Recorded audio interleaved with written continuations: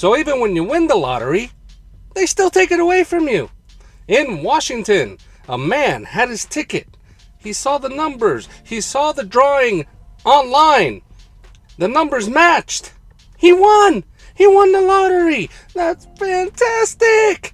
The numbers were on there for 3 days. And he didn't want to rush into it. He just taking a breath. Wanted to make sure he takes care of all the proper steps because he just won the lottery. $340 million. So he calls the Washington lottery office. Lets them know, hey, I'd like my money now. Well, the office said, well, we just confirmed your ticket. It's not a winner. So we can't do anything about it. You don't win money. Best thing to do is to throw it in the trash. How did this happen?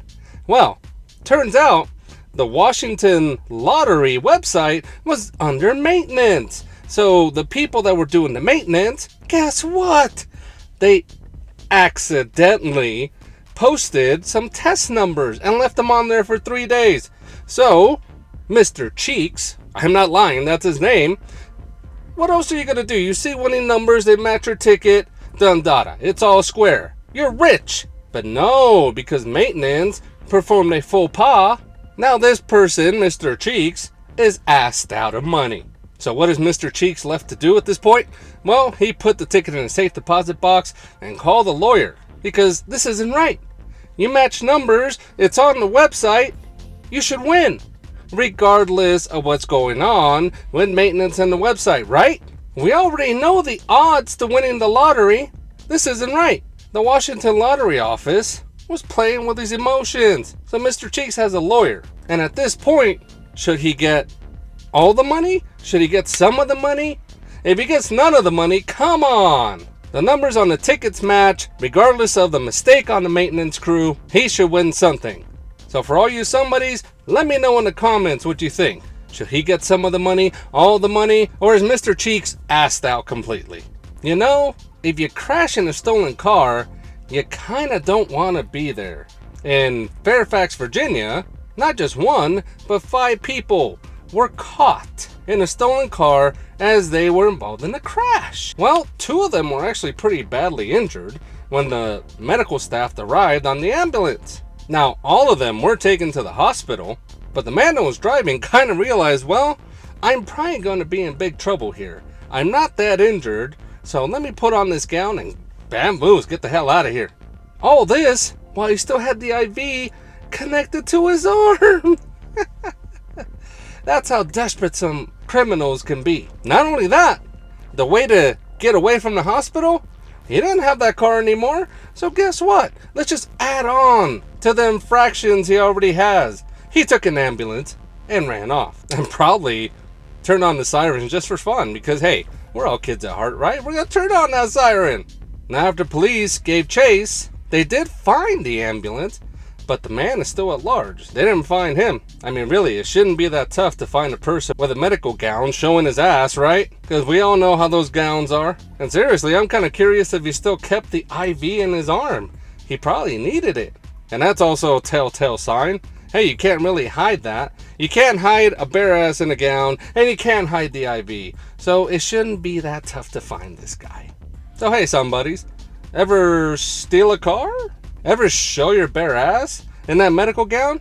Let me know in the comments. Now, people do crazy things for an Xbox. In Daytona Beach, Florida, a man went to hang out with his friend and play with the Xbox. Well, after a while, the man named Walter Grimes asked his friend, hey, I'm enjoying this. How about you give me your Xbox? Now, the friend, to no surprise, said, no, I ain't giving you my Xbox. Now, Walter, who has been on the downswing in life, didn't like the answer. So he performed as most friends would. He pulled out his sword and started wielding it at his friend. Next thing you know, we have the neighbor hearing the commotion, and all of a sudden the friend comes out all bloodied. The neighbor quickly calls 911 and says, hey, some stuff went down and this guy just bleeding insanely. Now, you know, Walter Grimes, he booked it because he was in trouble, and I'm pretty sure at this point that ended the friendship. So as a result, the friend was cut on the face, on the shoulder, and on the hand. And he was hospitalized, but all the cuts were non-threatening. He was able to get patched up. Which begs the question, how did Grimes, number one, have a sword in his possession? Number two, his friend didn't detect the sword? It's not like you can really hide it. Can you put it down your pants without cutting yourself? I'm sure it's wielded on the side somewhere or on his back, but in plain view.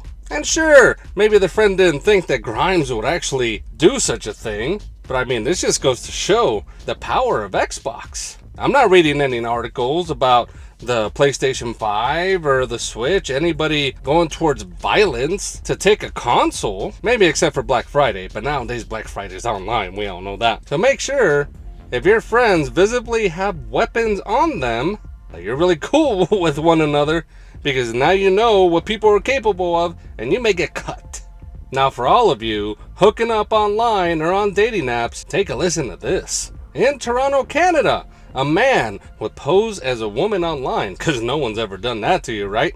Well, you know, with any scam, there are going to be people that bite. And for Tony Sphere, who would make himself out as the girl here, as the woman, he did trick two men into coming over to his house, having the men pull out their member and putting it through a hole in the sheet that he hung on the doorway. Because that's not shady at all, right? Now Tony would whisper to the men not to really speak too much and keep the mystery going. Well, once the men would put their member in the hole, Tony would perform a little bit of oral and some anal with it. But it turns out that only the first man was tricked and the second man did go, but I think his spidey sense went off because he decided to lift the sheet and saw Tony Sphere right there with a black wig on, and obviously not a woman. So officers booked him, and at the end of the day, although Tony did not have any prior criminal record, he was sentenced to 28 months in jail. And the two victims were left wondering, man, what did we do? Was it worth it? They had a little bit of self-doubt and just pretty much 86'd online forever. So again, these two victims were catfished, and unfortunately this does happen on a daily. Maybe not as strange as this, but nonetheless. So hey somebodies, if you've been catfished, even though it may not have been as elaborate as this, let me know the story. I'm very curious to read your comments on this one. General Mills puts plastic in their food? That's right, in Green Bay, Wisconsin, an independent nonprofit group named Consumer Reports caught wind that General Mills would put a forever plastic named phthalates in their prepackaged food. Now, phthalates are supposed to make plastic stronger. That's fine. Use that as plastic should be used, but not inside the food. Somehow, trace amounts are being found in certain products. What products? And you should know, because you're probably eating them. They're being found in Cheerios, French vanilla Yoplait yogurt, Green Giant sweet corn, Progresso vegetable soup, and one of my favorites, Annie's cheesy ravioli. I love me some ravioli, but I'll have it without the plastic. Not to mention that the health issues attached to it are heart disease, diabetes, and obesity. I mean, we already know some of these products aren't the healthiest, but now you're gonna add on to it because you keep plastic in it? Now the Consumer Report Group urged General Mills, stop it.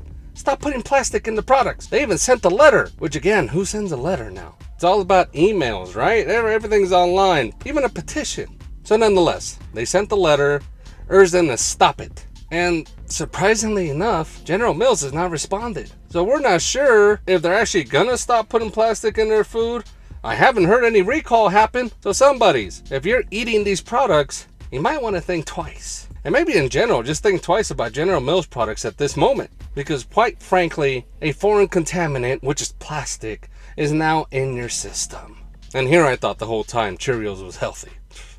Now, Domino's Pizza in Japan is just a little different than in the States. As in Japan, one of the employees was working and kneading the dough, playing around with it, and unfortunately, he was caught on camera as with the glove, he did have gloves on, but with the glove, he picked his nose, and then he put it in the dough and continued to work the dough. He didn't take it out. That's right. Apparently, that may be Japan's secret to the dough, but it really isn't.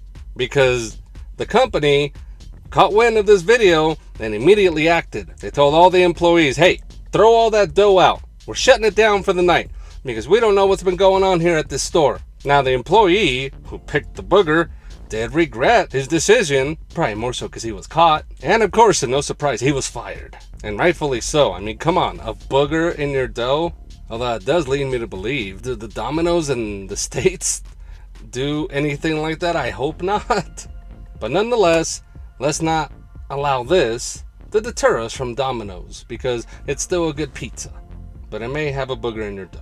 In Jacksonville, Florida, a man felt his face on fire. His face, his lips swelled, he couldn't talk, and he had constant nosebleeds. So at this point, with these symptoms, he took himself to the hospital. And luckily, he was seen by an eye, nose, and throat specialist, because this seemed pretty harsh. Face on fire? Come on. So the doctor decided to take a really close look at him. As they went into the nose, they put the camera up there, and oh man, it's tough to watch, but it's right here. There were larva bugs in his nose, and they were feeding on his nose and sinus cavity. I mean, look at these things. Some of them were as big as a pinky. I mean, look at that. There was also erosion near the skull, close to his eye and his brain. I mean, we're talking about it now, and I kind of feel a little twitching in my nose. Ugh. At first, the doctor tried to suction them out, but some of them were a little too big. They were too big in here and in here. Again, as big as a pinky. So they had to take them out one by one. Now, if you're like me, and maybe if you're not, still, you ask yourself, how did this happen? This is gross. Well, it turns out their leading theory is that the man just had bad hygiene.